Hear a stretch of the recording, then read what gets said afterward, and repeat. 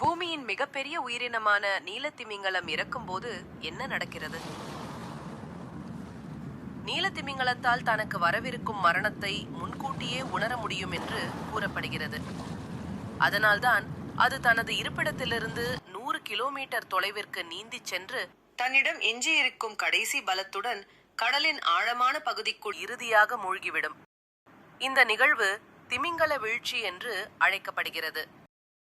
முதலில் சுறாக்களும் விலாங்கு மீன்களும் பல நாட்களுக்கு அந்த திமிங்கலத்தின் உடலை உண்டு வாழ்கின்றன. பகுதி சிறிதளவு மட்டுமே எஞ்சியிருக்கும் போது சிறிய புழுக்கள் வந்து அனைத்தையும் தின்றுவிடுகின்றன. பின்னர் சோம்பி புழுக்கள் வருகின்றன.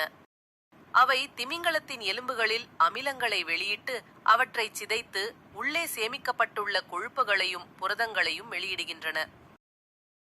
கூட்டுவாழ்வு பாக்டீரியாக்கள் அந்த ஊட்டச்சத்துக்களை உண்டு வாழ்கின்றன.